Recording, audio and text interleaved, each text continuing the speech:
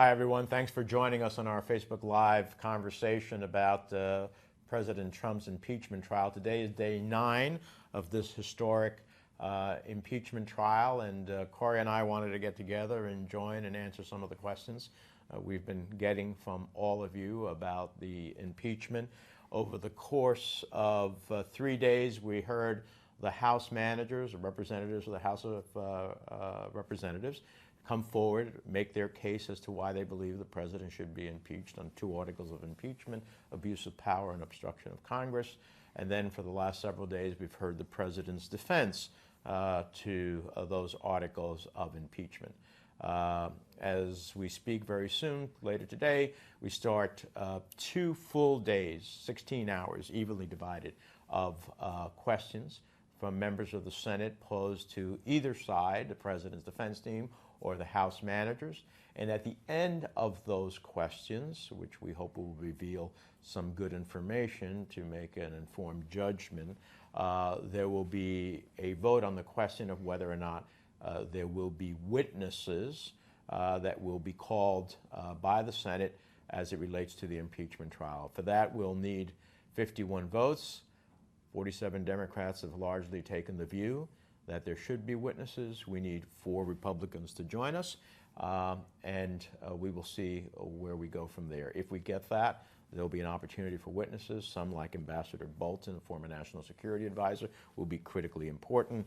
Some others, Cory, that I think we want to see. I mean, Mick Mulvaney, the chief of staff, the acting chief of staff to the President of the United States, literally, I don't think almost implicated the president in that one press conference he did that now we've seen recordings of. Yeah. He should swear under oath that he'll tell the truth, the whole truth, and frankly testify. So he'd be somebody else I'd love to have. Yeah.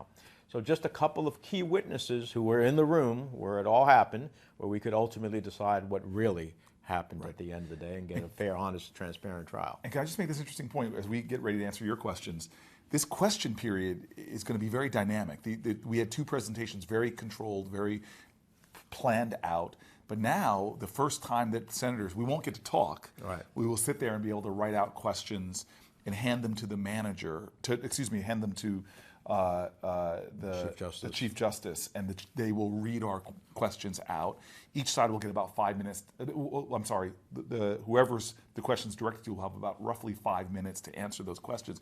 This will be, for me, a very interesting day. Absolutely. Because we don't know what the strategies are going to be. Now we'll get to hear some rebuttals to the arguments.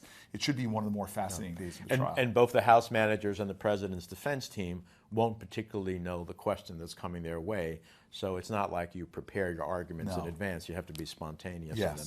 And that creates, I think, a more honest dynamic at the end of the day. Yeah. More insightful, more informative. And people will be called out. I think we saw that the president's lawyers literally told things that were just not true.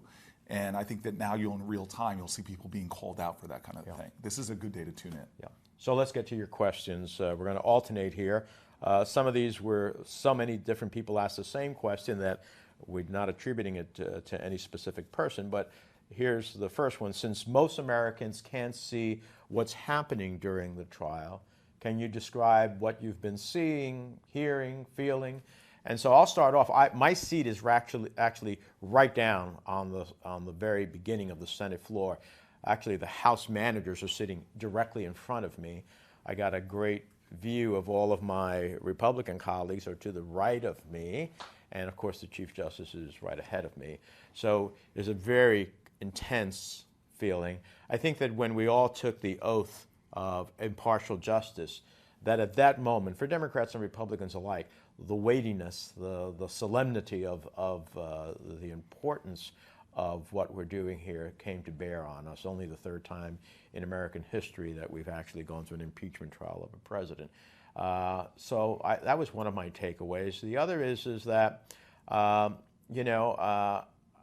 I don't say this in a partisan way, but Democrats have been very responsible in their obligations here to the defendant, President Trump, and to the American people, who also have a stake here, which means that they've largely been in the chamber and for the most part in their chairs.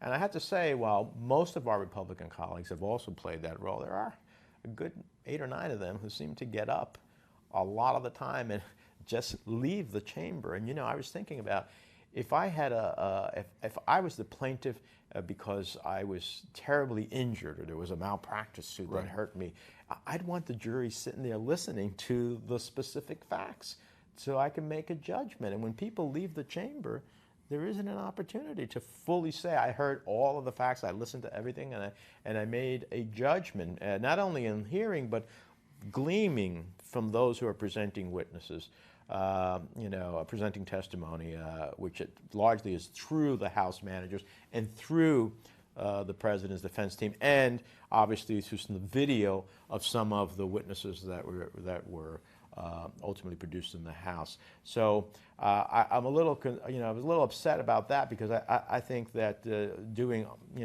fair justice and having an honest, transparent trial not only includes witnesses and documents, but also includes the judge and the jury, which is basically what the Senate is, there to listen to all of it. What's your impression? Well, I think you described it. There is a soberness, and that moment when we had to sign in, you felt the energy of that body change. And to say on our side, there's been no glee in the Democrats in our cloakroom, even when we're not in front of those cameras.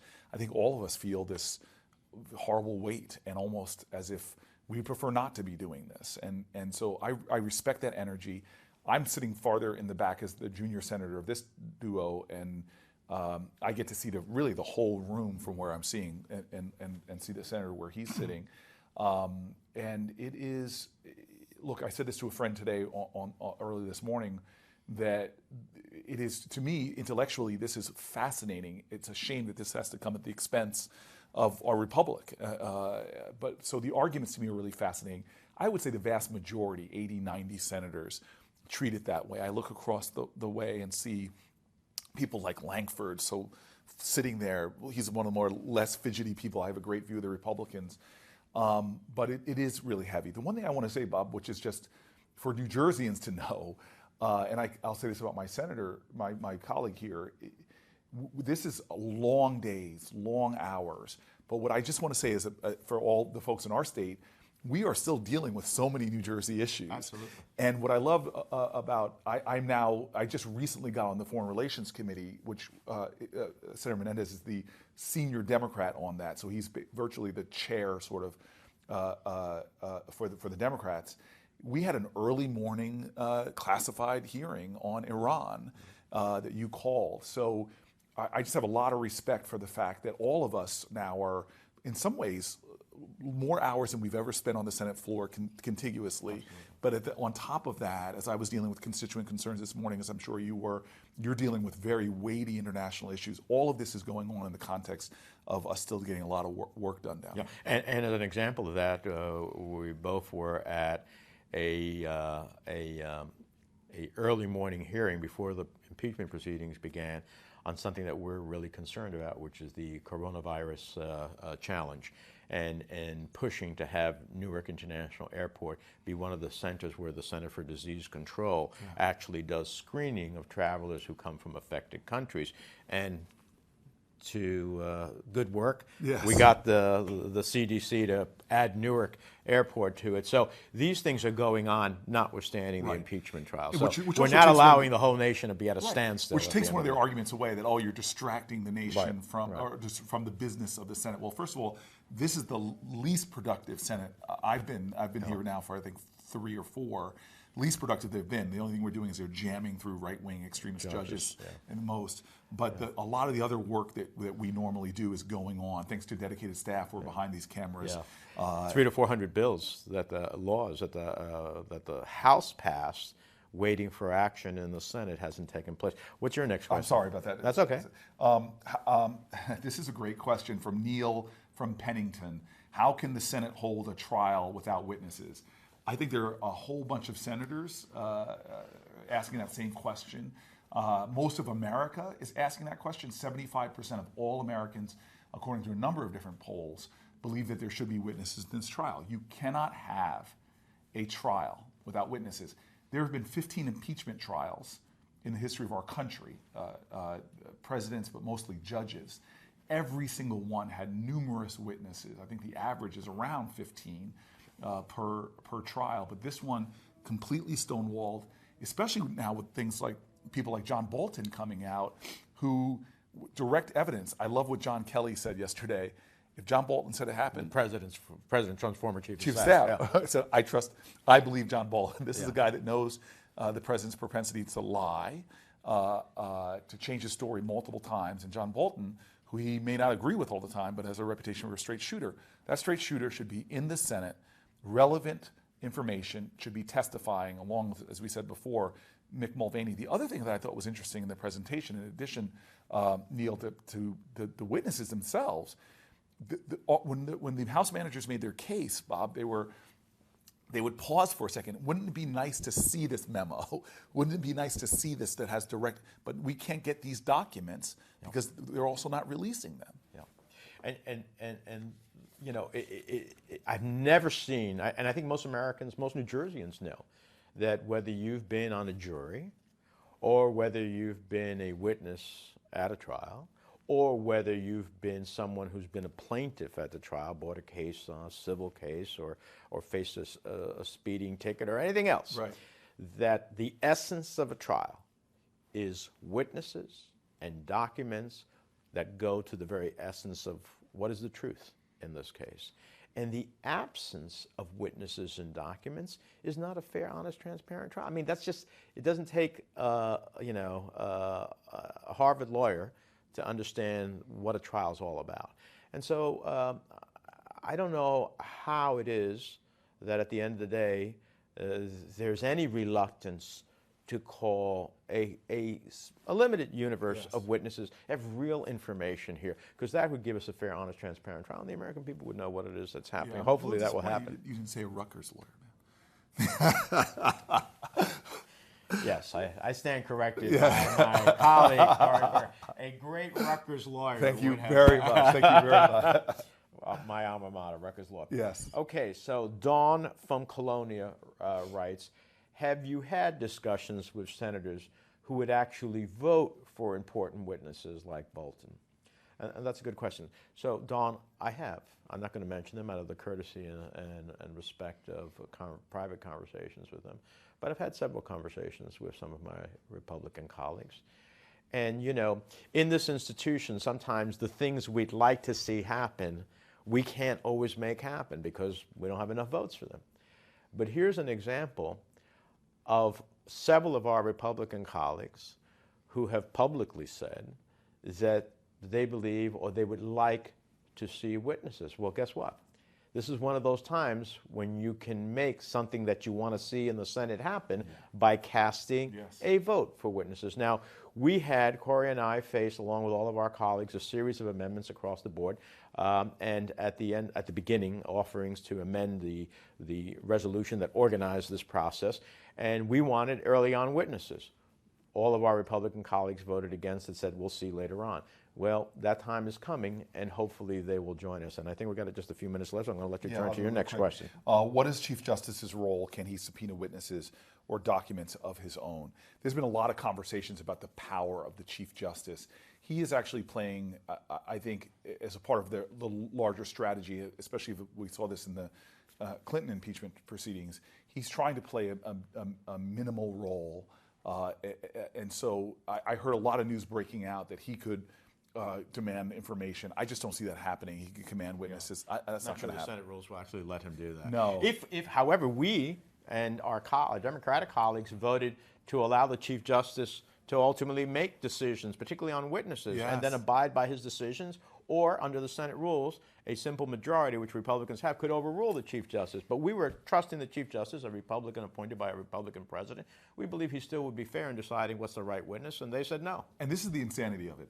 They won't let witnesses come that are Republicans that have served in his administration, won't let them come. They won't let the Chief Justice play more of an active role as a Chief Justice, Republican appointee.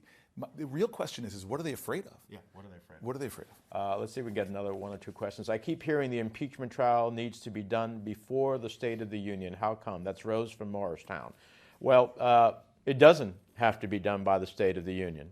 The reality is that what we need is a fair, honest, transparent trial that does justice.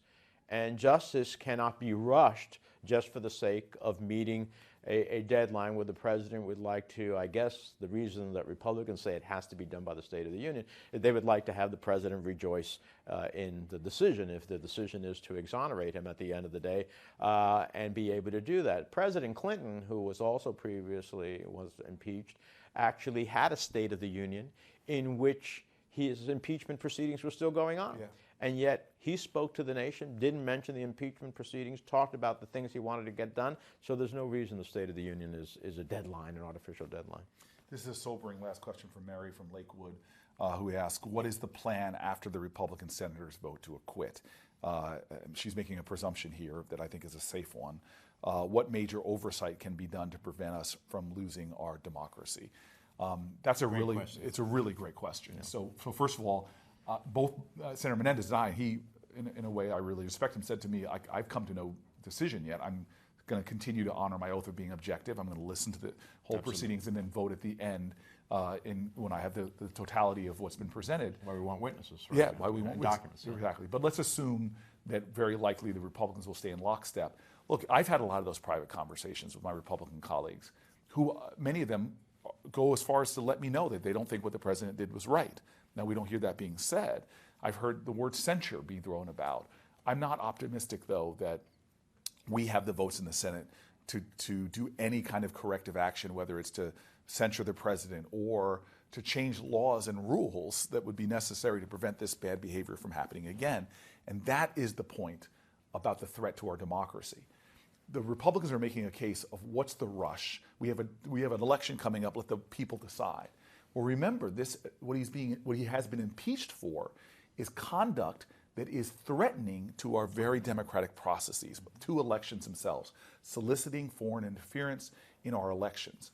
And so that's the threat and the worry that I have, is that we know factually, the Russians are continuing to try to undermine this election coming up in 2020. We have a president being accused of doing things to undermine this election in 2020.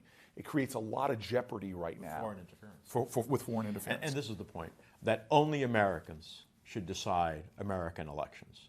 When you invite another foreign country to get involved in our elections, they're doing that because it's in their interest, not in our interest. So we need to make sure that only Americans decide American elections, and we're going to work hard to make that a reality. Thank you all for joining us. Wish we had more time for some more questions, yes, but maybe we'll have another opportunity. Yeah. Thanks, Cory. Thank you. All Appreciate right. you.